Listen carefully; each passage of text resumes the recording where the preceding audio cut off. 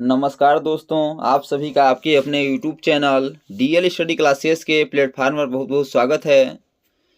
दोस्तों, आज हम रीजनिंग के इम्पोर्टेंट क्वेश्चनों को लेके आए हैं जो कि आपके आरआरबी, एनटीपीसी, एसएससी जीडी व आरपीएफ कांस्टेबल के एग्जाम में पूछे गए हैं और आने वाले एग्जाम में पूछे जा सकते हैं। तो आप लोग रीजनिंग के इन सभी प्रैक्टिस सेट के बाद जरूर देखिए ताकि आपको एग्जाम में क्वेश्चन को हल करने में आसानी हो और पता चल सके कि किस प्रकार के रीजनिंग क्वेश्चन हमारे एग्जाम में पूछे जाते हैं। तो चलिए बिना देरी किए हुए अपने क्वेश्चन को आगे बढ़ते हैं, जिसमें पहला क्वेश्चन दिया गया है कि उस संख्या का चयन कीजिए जो प्रश्नवाचक चिन्ह को प्रतिस्थापित करेगा। बताना है कि जिस प्रकार 12, 72, 12 4 होकर के 3 आया है, 36, 63, 9, 12 होकर के 4 आया है। जो लॉजिक इन दोनों पे लगाएंगे उसी लॉजिक से 60, 98, 14 और 15 होकर के क्या आएगा।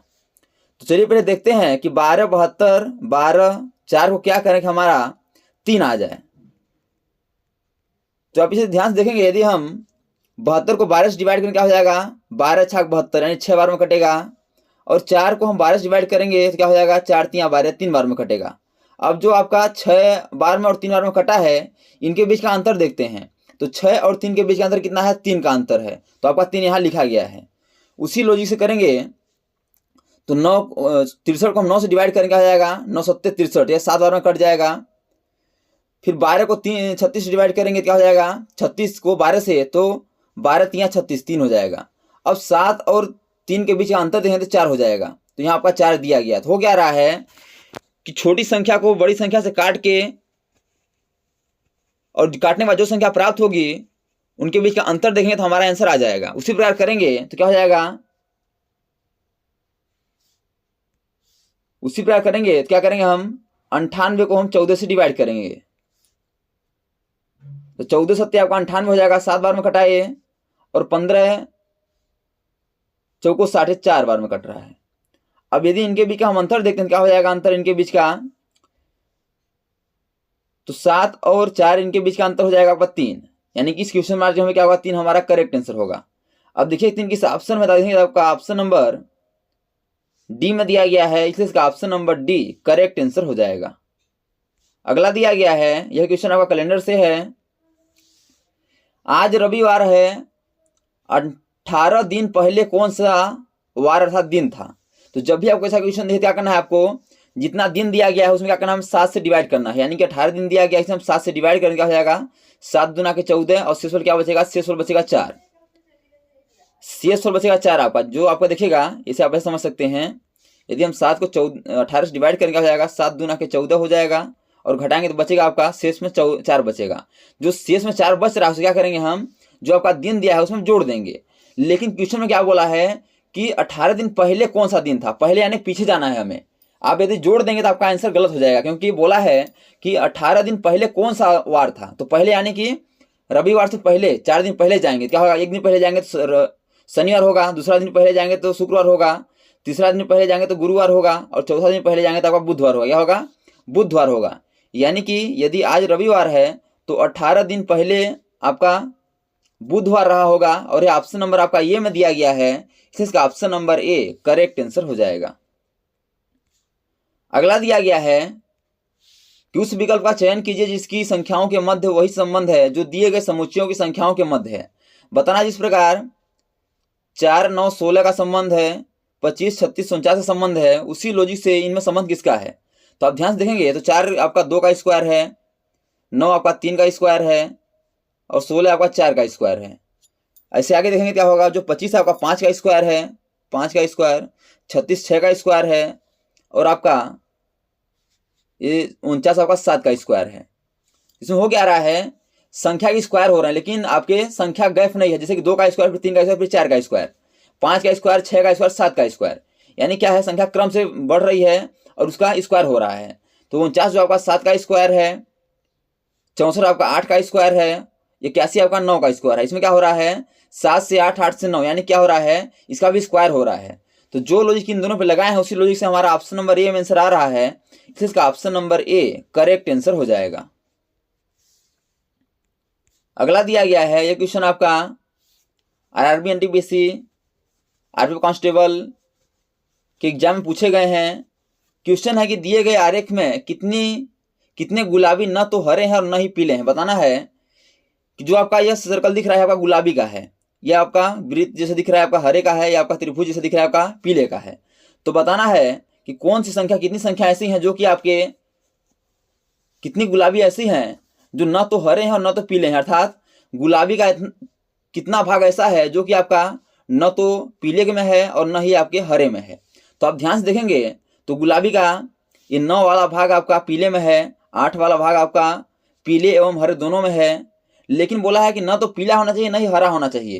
तो जो आपका 10 है ना, ये आपका न तो पीला है न तो ही हरा है, ये क्या है, केवल गुलाबी है। तो ये पूछा ही है, तो क्या हो जाएगा, 10 हो जाएगा। अब देखिए 10 किस ऑप्शन में देखेंगे तो आपका ऑप्शन नंबर डी में है, इसका option number D correct answer हो जाएगा। तो दोस्तों मैं आसानी पर विश्वास करता हूँ कि सभी क्वेश्चन आपको अच्छे समझ आ रहे होंगे। यदि क्वेश्चन में कहीं भी डाउट है तो आप लोग कमेंट बॉक्स में जरूर बताइए, ताकि अगले आने वाले वीडियो में उस डाउट को भी अच्छे से लेकर सकें। और दोस्तों यदि यह वीडियो आपको अच्छा लगे तो वीडियो को लाइक वो हम दोस्तों में शेयर जरूर करिए, ताकि गवर्नमेंट एग्जाम की तैयारी करने वाले आपके दोस्तों को भी इस वीडियो का लाभ हो सके और एग्जाम में कम से कम समय में रीजनिंग क्वेश्चनों को हल कर पाएं। अगला दिया गया है कि लड़कियों की एक पंक्ति में दोनों छोर से सुनीता का स्थान 11वां है, उस पंक्ति में कितनी लड़कियां हैं। यानी कि दोनों ओर से देखते हैं तो सुनीता का स्थान कौन सा है, 11वां है। यानी कि इस साइड से 11वां है और इस साइड से भी आपका 11वां है। तो बोला है कि उसमें पंक्तियां टोटल कितनी लड़कियां हैं। तो आप देखेंगे तो इधर से भी 11वां, इधर से भी 11वां, यानी 11 प्लस 11 कितना हो गया आपका, 22 हो गया। तो बहुत लोग क्या करेंगे, 22 ऑप्शन देगा आगे बढ़ जाएंगे, लेकिन यह गलत है। अब गलत कैसे है, तो 22 टोटल हो गया, लेकिन आप देखेंगे तो सुनीता का स्थान 11वां, इस साइड से भी गन रहे हैं, काउंटिंग हो रहा है, और इस साइड से भी काउंटिंग हो रहा है, यानी 2 बार काउंटिंग हो रहा है। सुनीता कितनी बार काउंटिंग हो रही है, 2 बार हो रही है। क्या करें, जो 22 आया है उसमें 1 माइनस कर देंगे, क्योंकि हमें एक ही बार काउंटिंग करना है सुनीता को, तो क्या हो जाएगा, 21 हो जाएगा। यानी कि उस पंक्ति में कितने टोटल लड़कियां हैं, तो 21 हैं। और ऑप्शन नंबर ए में दिया गया है, इसका option number A correct answer हो जाएगा।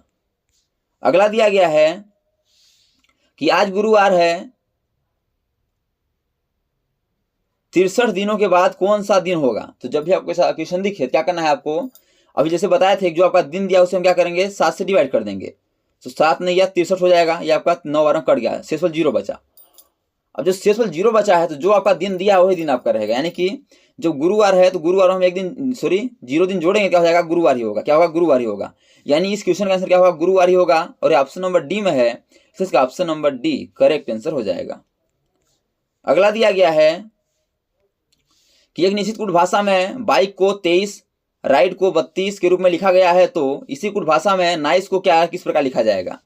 तो अब देखिएगा बाइक को क्या करेंगे, हमारा 23 आ जाए तो बी आता है आपका 2 नंबर पे, आई आता है 9 नंबर पे, की आता है 11 पे, और ये आता है 5 पे।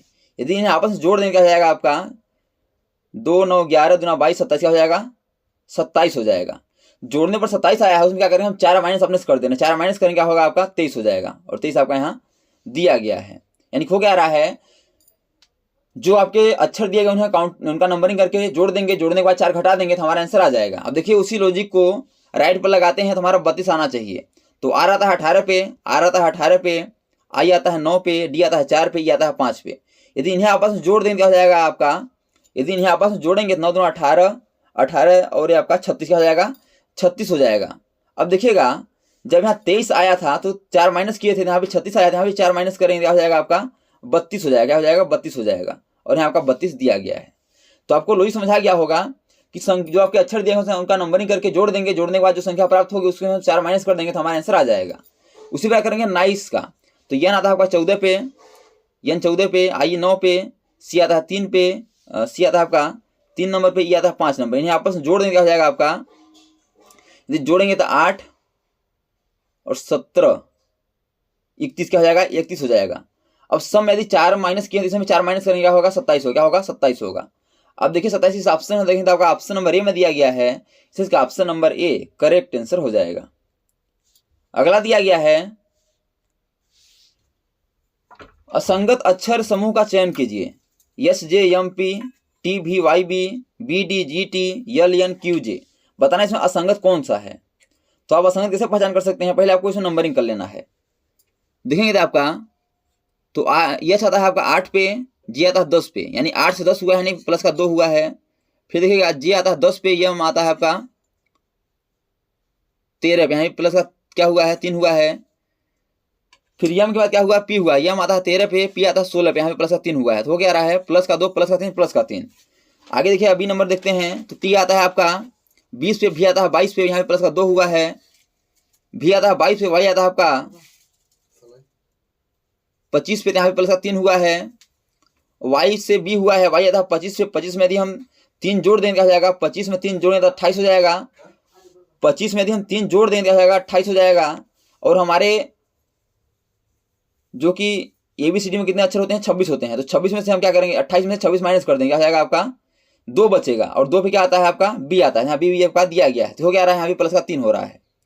फिर देखिएगा ऑप्शन नंबर बी में सी में, तो बी आता है आपका 2 पे, डी आता है 4 पे, यहाँ पे प्लस का 2 हुआ है, डी आता है 4 पे, जी आता है 7 पे, प्लस का 3 हुआ है।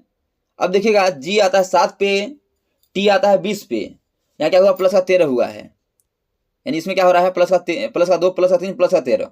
ऑप्शन में डी देखिएगा यल आता है आपका 10 पे, सॉरी यल आता है 12 पे, ये आता है 14 पे, यहाँ प्लस का 2 हुआ है, ये आता है 14 पे, क्यू आता है 17 पे, यहाँ प्लस का 3 हुआ है, क्यू आता है आपका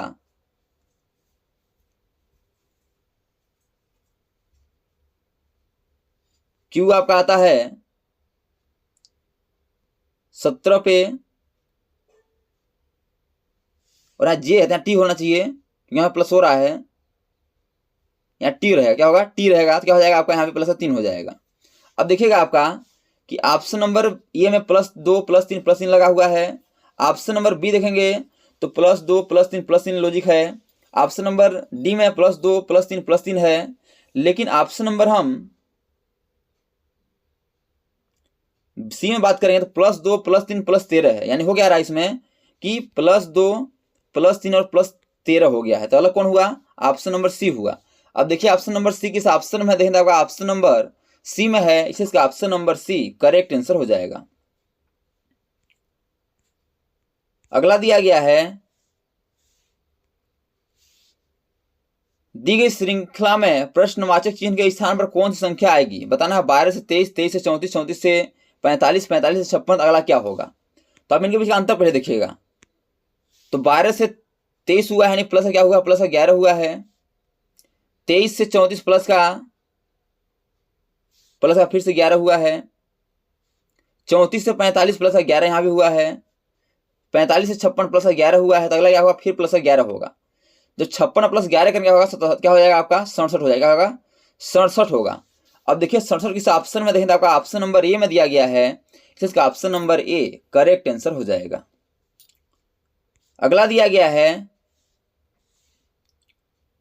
कि दी गई शीट को मोड़कर एक क्यूब बनाया जाता है, क्यूब में निम्न में से किस अक्षर के जोड़े विपरीत दिशा में होंगे, बताना है। जो आपका खुला पासा हुआ है, यदि इन्हें हम इनका अपोजिट निकालते हैं, विपरीत निकालते हैं, तो कौन से जोड़े विपरीत दिशा में होंगे, यानी कि दोनों साथ में होंगे। देखिएगा इसका अपोजिट कैसे निकालते हैं, एक संख्या का अंतर देख के निकालते हैं, तो ई का अपोजिट जेड हो जाएगा, ई का अपोजिट क्या होगा जेड होगा, एक्स का अपोजिट आर होगा, एक्स का आर होगा, और क्यू का अपोजिट ये होगा, क्यू का अपोजिट क्या होगा ये होगा। अब देखेंगे आप तो ई जेड की देखिए ऑप्शन नंबर ए में देखिएगा क्यू और एक्स, तो क्यू और एक्स ये अपोजिट नहीं है, अपोजिट कौन है क्यू और ए है, तो ऑप्शन नंबर ए नहीं होगा। ऑप्शन नंबर बी देखिए आर और एक्स, देखिएगा आर और एक्स, एक्स और आर क्या है आपस में अपोजिट हैं, तो बोला किस अक्षर के जोड़े विपरीत दिशा में होंगे, तो ऑप्शन नंबर बी में दिख रहा है जो आर और एक्स यही आपस में विपरीत दिशा में होंगे, तो इसका ऑप्शन नंबर जो बी है ये आपका करेक्ट आंसर हो जाएगा। आप आगे भी मिलाएंगे तो आपका आंसर आगे से नहीं आएगा, क्योंकि ई और ए, तो ई और ए आपस में अपोजिट नहीं है तो भी गलत हो जाएगा। ए और जेड, तो ए और जेड अलग अलग है तो ये आपका अलग हो जाएगा, अपोजिट नहीं है, तो ऑप्शन नंबर बी जो है आपके करेक्ट आंसर हो जाएगा। अगला दिया गया है क्वेश्चन आपका वेन डायग्राम से है कि उस वेन आरेख का चयन करें जो निम्नलिखित वर्गों के बीच के संबंध को सही ढंग से निरूपित करता है, खेल, बैडमिंटन, हॉकी। तो जब भी आपको वेन डायग्राम से क्वेश्चन पूछे क्या करना है, पहले आपको इनके बीच का संबंध देखना है। तो जो आपका खेल के अंतर्गत बैडमिंटन आते हैं और खेल के अंतर्गत हॉकी भी आता है, लेकिन बैडमिंटन और हॉकी का आपस में कोई संबंध नहीं है। तो कैसे बनाएंगे हम, सबसे पहले बना लेंगे बड़ा सा खेल का, और खेल के अंदर करेंगे हम बैडमिंटन को, और खेल के अंतर्गत करेंगे हम हॉकी को। इस प्रकार का वेन डायग्राम बनेगा। अब देखिए इस प्रकार का किस ऑप्शन में बना हुआ, देखें तो आपका ऑप्शन नंबर ए में है, इसका option number A correct answer हो जाएगा। अगला दिया गया है कि निम्नलिखित 4 विकल्पों में से उस विकल्प का चयन कीजिए जो दूसरी जोड़ी को पहली जोड़ी के रूप में समरूप बनाए। बताना जिस प्रकार 17 का संबंध 401 से है उसी प्रकार 13 का संबंध किससे हो जाएगा। तो हो क्या रहा है, एक बड़ी संख्या छोटी संख्या से बड़ी संख्या बन रहा है, स्क्वायर करेंगे क्या हो जाएगा, 17 का स्क्वायर 289 होता है, लेकिन लिखा क्या है 401 लिखा है। यदि 2 गुना कर देंगे तो हमारा अधिक हो जाएगा, लेकिन 401 लाना है। तो यह लॉजिक इसमें नहीं लगेगा। क्या करेंगे हम इसमें दूसरा लॉजिक सोचेंगे। यदि हम 17 में +3 कर देते हैं क्या हो जाएगा आपका 20 हो जाएगा। क्या हो जाएगा 20 हो जाएगा। और 20 का स्क्वायर कर देंगे क्या हो जाएगा आपका 400 हो जाएगा। और 400 +1 अपने कर देंगे क्या हो जाएगा 401 हो जाएगा। यानी हो क्या रहा है कि जो आपका संख्या दिया गया उसमें 3 जोड़ देंगे, जोड़ने के बाद जो संख्या प्राप्त होगी उसका स्क्वायर कर देंगे, स्क्वायर करने के बाद जो संख्या प्राप्त होगी उसमें +1 कर देंगे तो हमारा आंसर आ जाएगा। उसी प्रकार करेंगे हम इसमें तो 13 में करेंगे। यदि हम 13 में +3 कर देंगे क्या हो जाएगा आपका 16 हो जाएगा। और 16 का स्क्वायर करने का हो जाएगा 256 हो जाएगा। अब जिस स्क्वायर करने के बाद जो संख्या प्राप्त हुई थी उसमें +1 किए थे, इसमें +1 कर देंगे क्या हो जाएगा आपका 257 हो जाएगा। क्या हो जाएगा 257 हो जाएगा। यानी इस क्वेश्चन में जो हमें क्या होगा 257 हमारा करेक्ट आंसर होगा। अब देखिए 257 किस ऑप्शन में है, देखिए आपका ऑप्शन नंबर डी में दिया गया है, इसका option number D correct answer हो जाएगा। तो दोस्तों thanks for watching this video. यह वीडियो कैसा लगा कमेंट बॉक्स में जरूर मिला बताइएगा। और इसी प्रकार के ऑल गवर्नमेंट एग्जाम पूछे जाने वाले GK GS math reasoning Hindi current affairs वह लुसेंट संबंधी क्वेश्चनों पाने के लिए हमारे यूट्यूब चैनल को लाइक शेयर सब्सक्राइब कर बेल आइकन को प्रेस करना न भूलिएगा, ताकि जब भी नई वीडियो अपलोड हो सबसे पहले नोटिफिकेशन तक पहुँचे। तो आज तक के लिए इतना ही, मिलते हैं नेक्स्ट वीडियो में, तब तक के लिए जय हिंद वंदे मातरम।